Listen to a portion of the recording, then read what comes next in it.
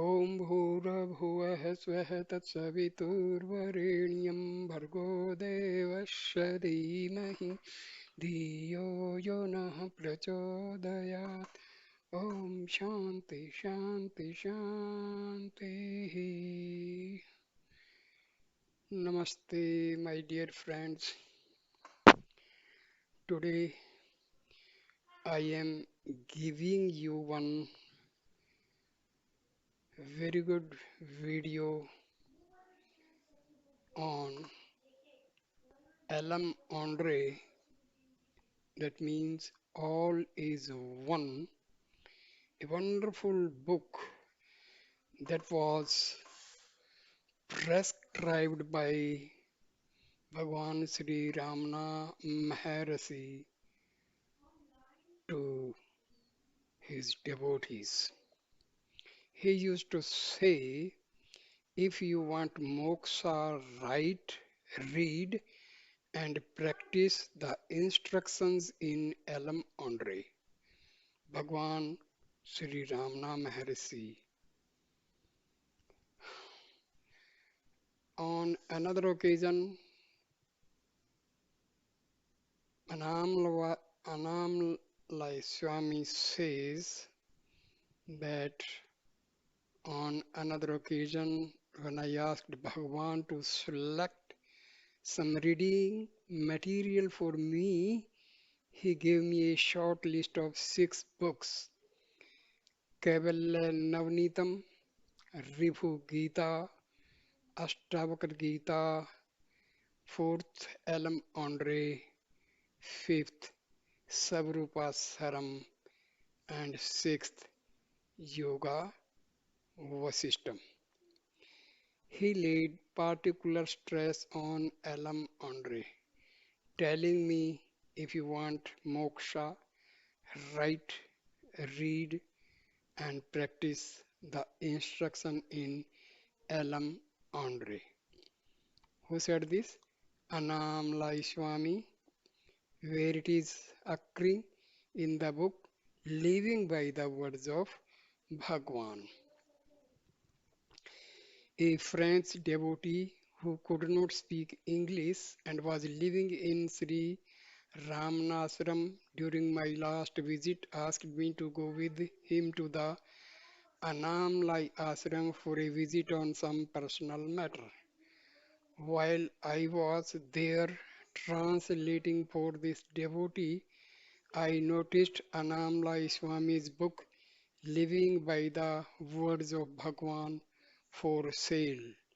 I immediately purchased it, and while reading through it found the reference to all is one. I somehow became keen on knowing more about this book and asked in the Sri Ramanaswaram book depot if an English translation of this Tamil book was available, even though it was also noted to be recommended by Sri Bhagwan in Day by Day with Bhagwan. No one could give me any information about it. 4 or 5 days before my departure, something made me remember that probably in the Anamlai Ashram I could find out some information about the book. The ashram manager told me it was only available in Tamil and that the last English translation had been printed privately sometime around 1950. However, he had a photocopy of that translation and allowed me to copy it for myself. Around the same time, a French devotee with whom I had earlier discussions about the book came to me and showed me the French translation. In spite of it being printed in Pondicherry, she had purchased it in Paris. I am now sending it to you because I think that we should make an effort to publish it for the benefit of devotees and Advaita students, even if it is in the form of a small, inexpensive brochure. It appears that this 19th century anonymous composition was highly valued by Sri Maharshi, and for this reason alone, I am sure many will be interested in studying it. A letter from Eurico MS Sraiva, Lisbon, Portugal. Table of contents. Each chapter contains 10 points for your contemplation meditation. This book was created from a scanned copy of an early translation and differs from some other versions that appear to have edited this earlier version by changing or adding wording. Our only addition to the original text was to add the missing number 7 to the appropriate point in chapter 2. We have also added a table of contents with hot links to various pages as well as a few photos. The chapter number 1 is unity, number 2 is you, number 3 is God, number 4 is peace, number 6 is action, number 6 is ego. Man quote happiness and shun misery. It is the same with other beings also. This holds good for the common run of mankind, but the higher order is bent upon right conduct, enduring patiently the good or evil that it may bring.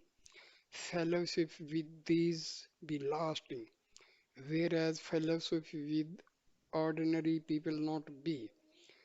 Good will result to the world through fellowship with the higher order only. The question then arises, what is right? The point is important, but the answer has not been found. Why? Because what is right is determined by circumstances.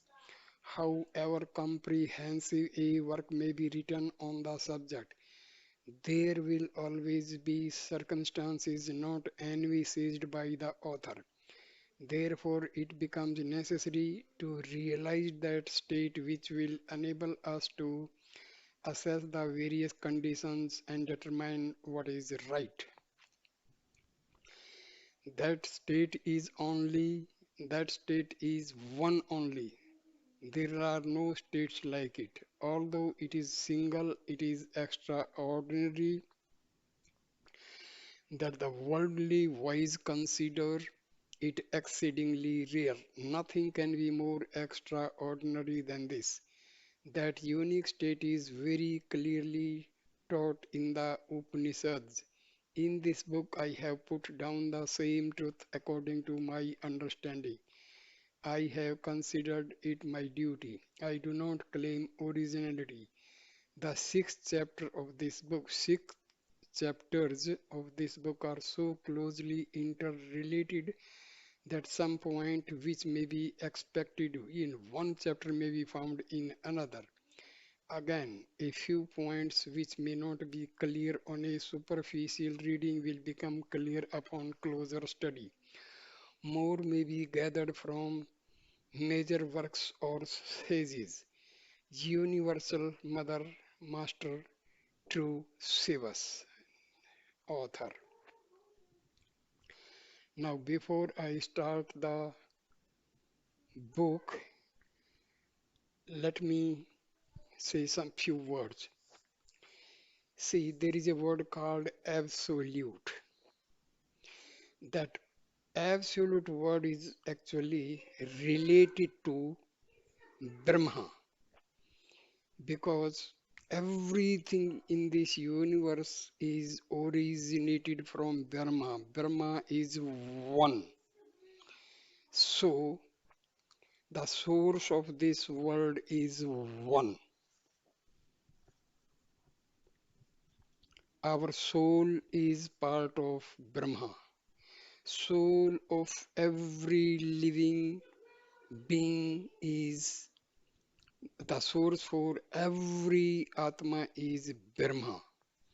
That means the source of my Atma, your Atma, and Atma of others is the same. That means that is one. Atma of everybody is one because that Atma of everybody is connected to Brahma. So everything is unity. There is no other. There is no second, third, and fourth. Everything is one. Divinity is one. So keep this in mind whenever we say myself, yourself, himself. This is nothing but related to Atma, Atma and Paramatma both are one. So this unity we have to keep in our mind, then only you can understand this book. Because this book was liked by Maharshi too much. You have to go through this book many times. You have to sit, contemplate, meditate on its contents, then you will be able to understand. Just by reading and listening, it may seem to be unclear, but when you sit and contemplate, you will understand. Keep the clue what I have given that everything in this universe is originated from Brahma, the God that is one, only one, only one. So this unity is indicated by in all the chapters of this book. So now the first chapter starts. The chapter is unity. First point, all including the world seen by you and yourself, the seer of the world is only one, I told you. Because everything in this universe is originated from the Brahma. That means source of everything. Sentient or insentient is Brahma only, therefore unity. Second point, all that you consider as I, you, he, she, and it is only one. Why? Because everything is originated from Brahma and Brahma is one. Three, what you consider to be sentient beings and what you consider to be insentient, such as earth, air, fire, and water is only one. Why? Because the source of everything is Brahma. That's why everything is one.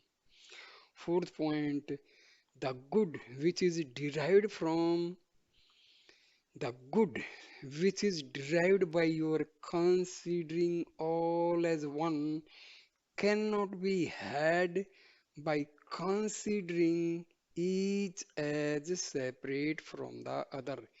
Therefore, all is one. Fifth point, the knowledge of the unity of all is good for you and good for others as well. Therefore, all is one. Because everything is connected to Brahma. Brahma is only one. Source of everything is one. Therefore, something is good for you. It will be good for others. Sixth point. He who sees I am separate, you are separate, he is separate, and so on, acts one way to himself and another way to others, he cannot help doing so.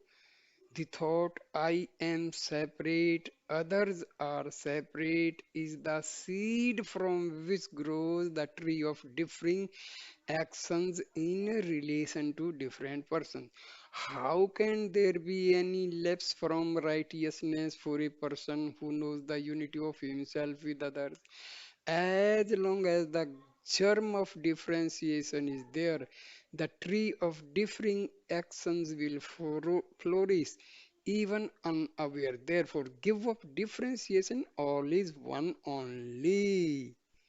All things are originated from a single entity, that is Brahma. Seventh, ask if in the world all things appear different, how can I consider all as one? Is there any way of gaining this knowledge? The reply is, in the same tree we see leaves, flowers, berries, and branches different from one another, yet they all are one because they are all included in the word tree. Their root is the same, their shape is the same.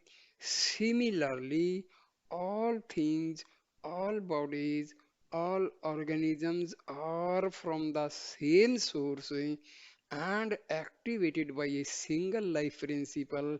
Therefore, all is one. What is that single life principle? Brahma. Because every sentient or insentient is originated from Brahma, and Brahma is one. Brahma is one. Eighth point. Oh God, man, oh good man, is the statement that all is one, good or evil. Think for yourself. Just as the person will always be righteous who regards himself like others and others like himself, how can any evil attach itself to him who knows himself to be others and the others to be himself? Tell me if there is any better way for obtaining good than the knowledge of unity.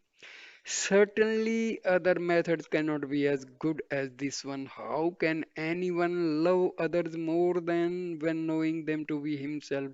To know them in unity, love as unity, for they are truly one. Ninth, who can share the mental peace and freshness of the knower of unity? He has no cares. The good of all is his own good. A mother considers her children's well being to be her own well being. Still, her love is not perfect because she thinks she is separate and her children are separate. The love of a sage who has realized the unity of all far excels even the love of a mother. There is no other means of gaining such love than the knowledge of unity, therefore, all is one. Number 10. Know that the world as a whole is your undecaying body and that you are the everlasting life of the whole world. Tell me if there is any harm in doing so. Who fears to go the harmless way? Be courageous. The Vedas teach this very truth. There is nothing but yourself. All good will be yours. Yeah, you become the good itself. All that others gain from you will be good only. Who will work evil to his own body and soul? A remedy is applied if there is an abscess in the body. Even if the remedy is painful, it is meant to do good only. Such will be some of your actions. They will also be for the good of the world. For that reason, you will not be involved in differentiation. I put it briefly, the knower of unity will act as one. One should. In fact, the knowledge of unity make him act. He cannot err. In the world, he is God made visible. All is one.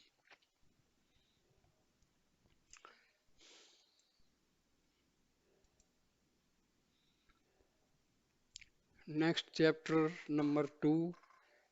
You. First point. Who are you? Are you this body?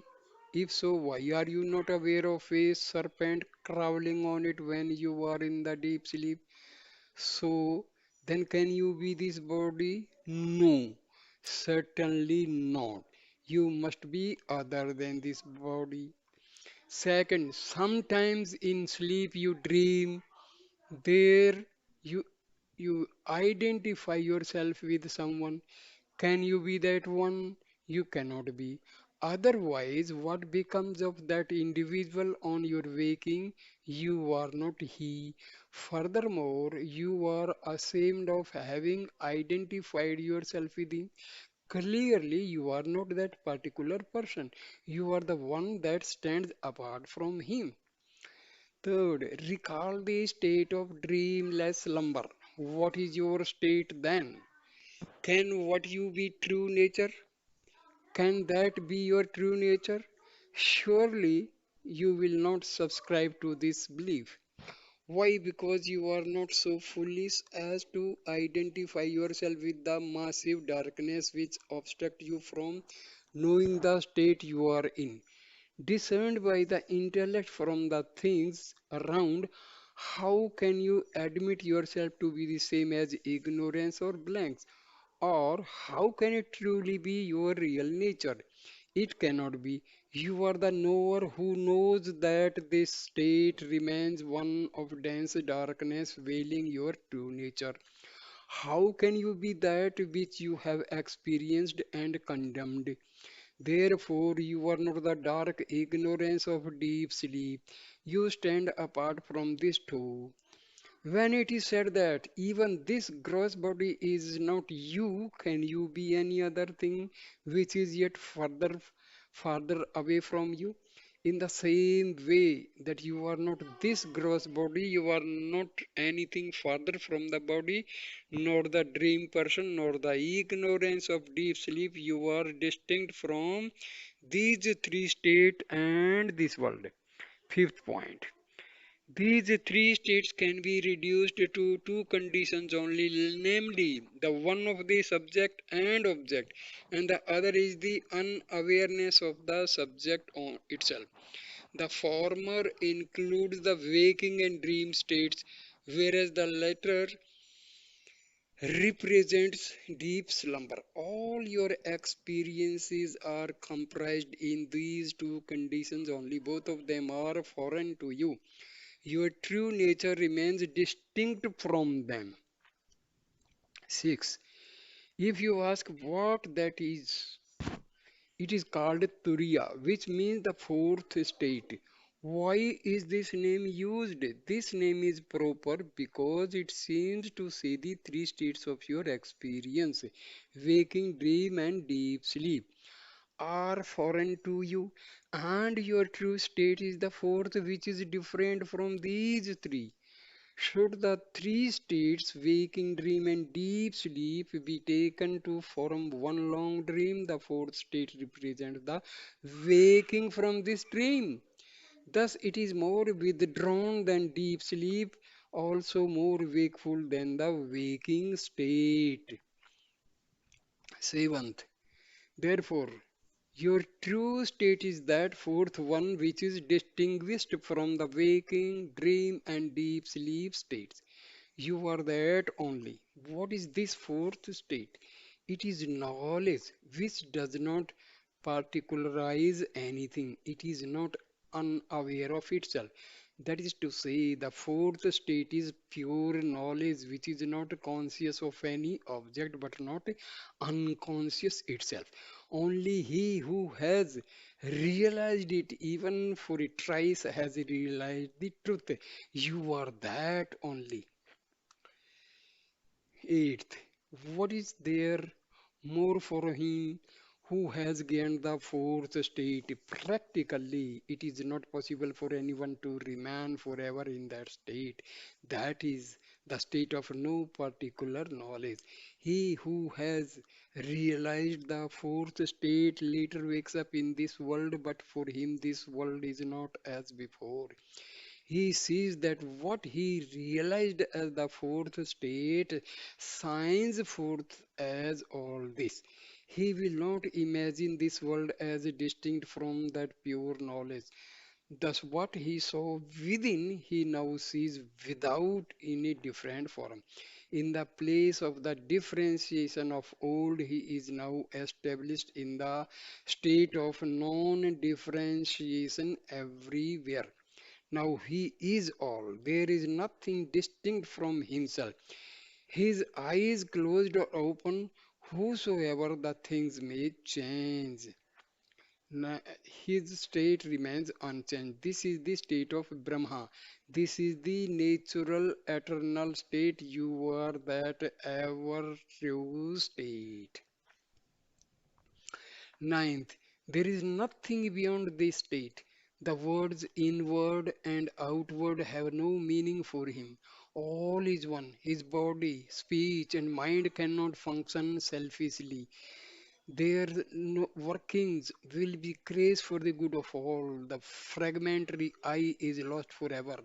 His ego can never revive. Therefore, he is said to be liberated here and now. He does not live because his body lives, nor does he die because his body dies. He is eternal. There is nothing other than he. You are he. You are he means you are Atma. Simple. Don't be confused. Number 10. Who is God? He is grace. What is grace? Awareness without the fragmentary ego. How can one know that there is such a state? Only if one realizes it. The Vedas allowed such a one as having realized God and become one with Him. Therefore, the greatest good that one can derive from the world and the greatest good which one can render unto it is to realize this state. In fact, there are no states besides this. They appear in the state of ignorance. For him who knows there is one state only, you are that. What is that state you are talking? Here, the state is nothing but Atma. Atma and Brahma, do not separate them.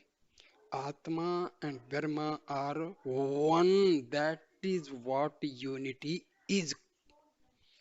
Brahma and Atma of mine, yours, there, and everybody's Atma is the same as Paramatma. So this is what unity. And this Turiya and all is nothing but the state when you recognize your Atma. Okay. What is realization? When the veil of mind, veil of ego, veil of maya, veil of vasanas, they are removed. So Atma shines in the form of I, I. So the whole this body starts vibrating with the thrilling action of I am Brahma. I am Brahma. Myself and Brahma is not separate. We, myself and Brahma, one. No difference. So this is the gist of this chapter. Next chapter is God. First point, who is God? God is He who has transcended all that is seen by us. He is beyond everything what we see in this world. If transcending this world, is there no relation between him and this world? Not a particle here is unrelated to him. That means everything is related to God. Then what is meant by transcending the world? The world comprises us and the objects seen by us. In other words, the animate and inanimate together form the world. What shall we say of him who created the beings and things? Of these two, we say the conscious beings to be superior. All that we can all that we can apprehend is that he belongs to the higher order of beings known to us. Our intellect cannot proceed further. Thus, our Creator is superior to us. He cannot be apprehended by our intellect. Therefore, his name transcended being. Kadabul means that he surpasses our intellect. Hence, his name is Kadabul, transcended being. Number two, can God then not be made known to us? Not quite so, in a way. He is known to us. This much of His grace is enough for us. We have no need for all His greatness. He has made known so much of His greatness as will suffice to eradicate our misery. There is no reason for Him to reveal a jot more of His power than is necessary to remedy our defects in the present state. Thus, He is known according to our needs, nay, He is in our grasp. However, limitless, He is within reach of our knowledge to some extent. Third, what is it which brings him within reach of our knowledge? That he is known as being consciousness bliss. Sat Chit Anand. Satchidanand Savrup. Being denotes that which is imperishable, that which exists forever. Being means Atma. Being means Brahma. Remember these things. Do not be confused by these words.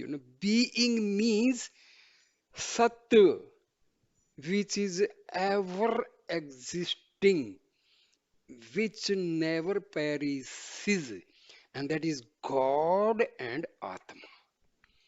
Should he become non existent at any time? Who is his destroyer?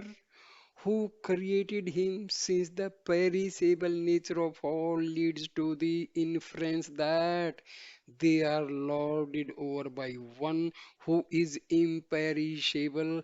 This important this immortal overlord is God. His imperishable nature is being, that is Sat. Sat means that is ever existing. Now, what is consciousness? That is called chitta. By consciousness, we mean knowledge. This is absolute knowledge and not like our erring intellectual knowledge. Irregularity or mistake cannot stain its actions. It is knowledge, pure and simple. Frequently, he teaches us saying, your knowledge is irregular and erring. How orderly are even the insentient objects of his creation. It is known to many how an atheist was taught a good lesson when he derided the scheme of things, saying, why did he make the seed so small for the banyan tree which is so big? That an insentient thing is found in good order and later becomes useful implies a conscience agency at work. Can a simple insentient thing do something which is possible for unfailing knowledge only? Or can't it be done by our inadequate knowledge? No, it can never be. Therefore, God is said to be consciousness, chit also. Now, what is bliss? It is the state of being free from desire for anything. It is peace which is ever full. Were he to desire anything, how could he be better than ourselves? How could we gain bliss from him? He himself would require another being to fulfill his desires, but who would think him to be so? The state of self contentment is that of bliss also, therefore, he is called bliss ananda. The three, being, consciousness, and bliss, are inseparable. Otherwise, they would become not individually. Hence, he is known as being consciousness, bliss, sat, chit, ananda. Thus, God remains not only transcendent but also falls within the reach of our knowledge as being consciousness bliss. See here, what is actually knowledge? We study physics, chemistry, biology, commerce, engineering, medical sciences, and all this is called secular knowledge. And this knowledge is belonging to this body. But the knowledge about Atma and Paramatma, that is the actual knowledge what we are talking about. Knowledge and knowledge and knowledge. Otherwise, other than divinity, the knowledge of objects in this world, that is secular knowledge, and it is not at all knowledge. Knowledge of divinity is carried forward after this body dies. But the knowledge of chemistry, physics, biology, and all dies along with this body. Remember this. These are the things we have to understand. Fourth point. He who has gained the fourth state and sees all as one, only he knows God truly as being consciousness bliss. Words cannot express nor the ear hear how such a one is united with God. It is a matter of realization, but there are ways and means for such a realization. They can be spoken of, learned, and acted upon. Just now it was told that being, consciousness, and bliss are inseparable. Why? See, what is being? Being means God and Atma. That is existing forever. What is consciousness? That is Atma. So Atma and Paramatma inseparable. What is bliss?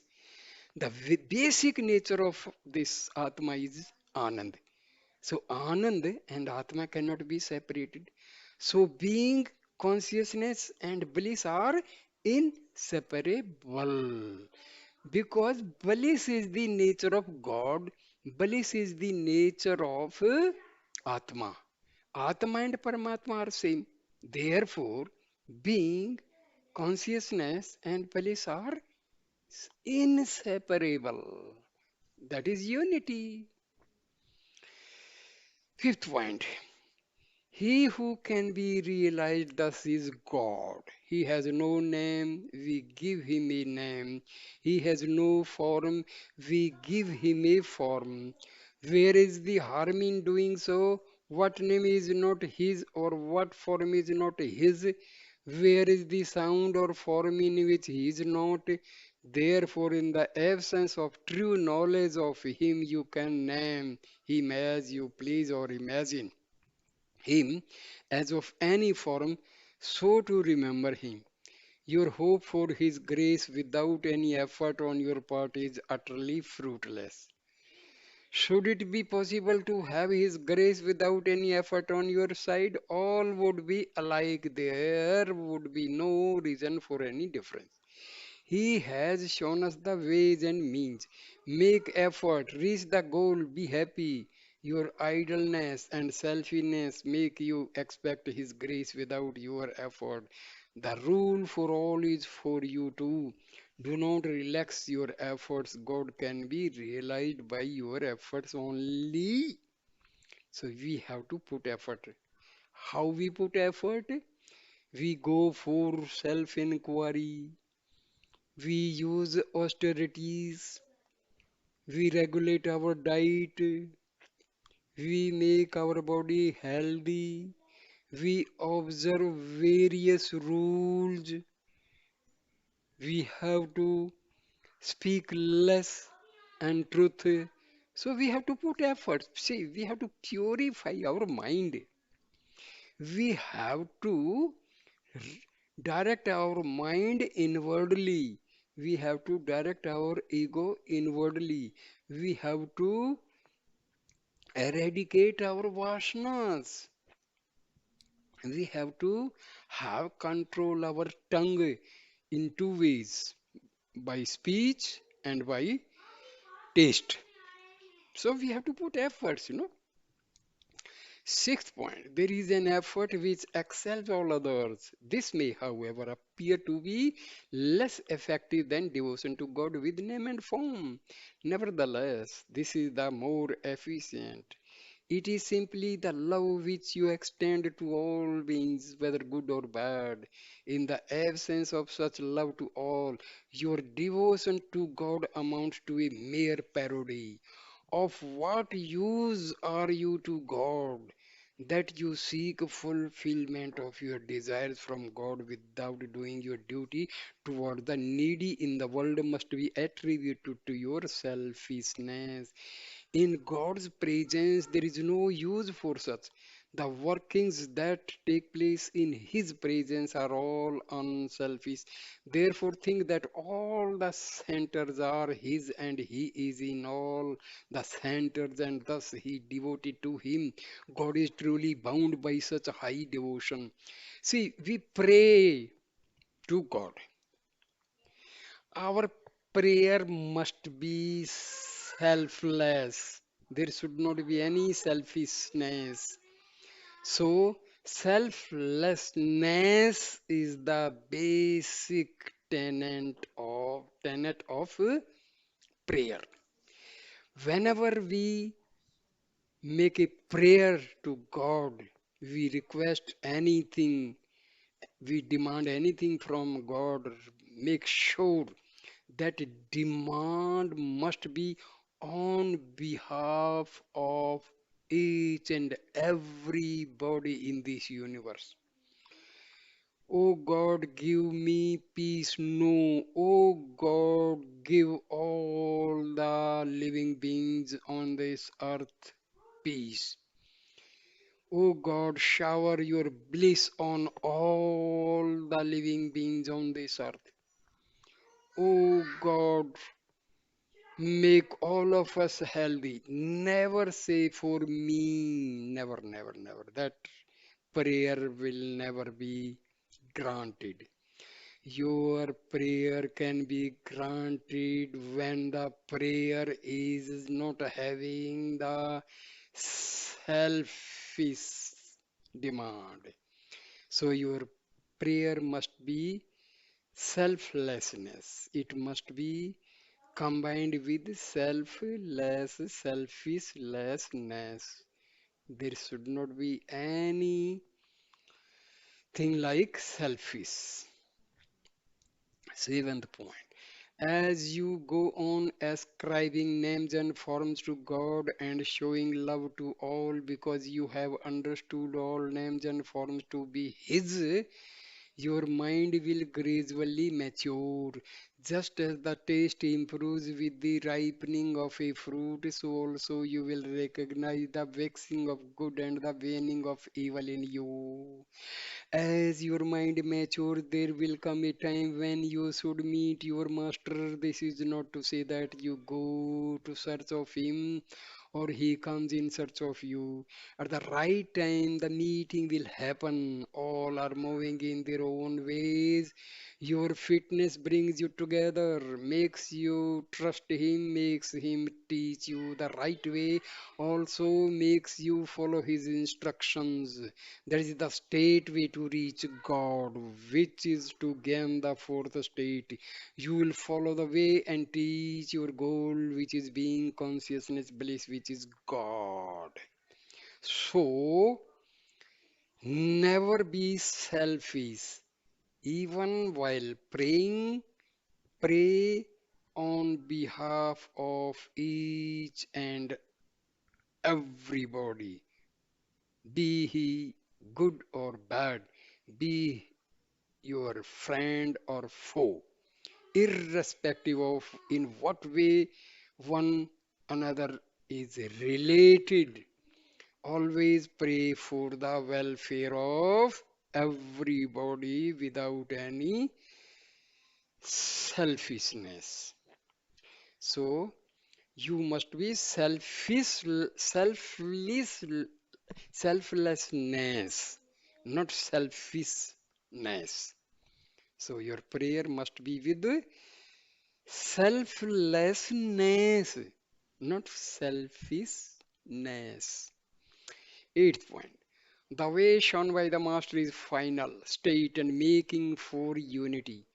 It is well tried, natural, and free from pain.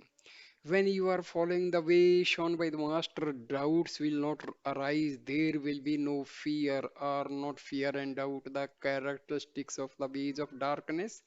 How can they meet you in the way of truth shown by the master? In this manner, the way will itself speak to you and say that it is the right one. In that way, there will be nothing more for you to do but to meet your master and learn from him. That way will be familiar to you as the master and God have made it so. Before you, he had treated the way, he has shown you the way, and you are following him. To how many will you show the same way? And how many more will follow the same way later? Obviously, fear and doubt have no place in the way of truth. When once you have taken a step forward, you will step back. The master's help is only for the first step forward. You need not do anything for your master in order to have the way shown to you. Know him to be the messenger of God sent down to disclose the way to the fit who have become ripe by their own efforts in either or both the direction mentioned earlier. It is God who sends his godly messenger just when you are ripe. Remember this. See, when your mind and you are completely purified, your ego is purified, your vasanas are gone, bad vasanas are gone, negative vasanas are removed. That time you are a ripe soul, you are a ripe sadhaka. That time God will send someone as your preceptor. God Himself may come or may send some other person, or see, remember, it is not bodily presence because God is what? Energy, power. So you will definitely receive the help of God in one way or the other way. It may be physically, it may be subtle ways. So don't worry, but you will be definitely given help by God. Ninth, practice with faith in the period of ignorance is called bhakti. The same with knowledge is called jnana. Of the two divisions of bhakti, the one is devotion to God with name and form, and the other is karma, which is love for all. Of the two divisions of jnana, the practice of the true way shown by the master is called yoga, and the resulting state is called jnana. It is natural for all to believe in something which is not seen and then to find it. Those who do not believe can never find. Therefore, the believers will gain something sometimes or other, and the unbelievers never gain anything. You can believe even for the simple reason that faith in God is not harmful. Thereby, you can share the good effects. This world is meant only for creating faith in you. This is the purpose of creation. Have faith and you can reach. See, first thing must be your determination to see God. Then you must have faith. If there is no faith and shraddha, then you cannot meet God. So there must be determination, there must be effort, there must be yearning, desire, deep desire, and there must be faith. Yes, there is God. So this belief should be there, determination should be there, effort should be there. There should be purity of mind, there should be purity of mind, there should be purity of your heart. So you have to put efforts. 10th, though you may not believe all that is said of God, believe at least there is God. This seed is very potent in its growth. It is it is so mighty as to negate all else and fill all by itself. It is so almighty that you will not see anything besides God, not even yourself. truly God is all. So God is all.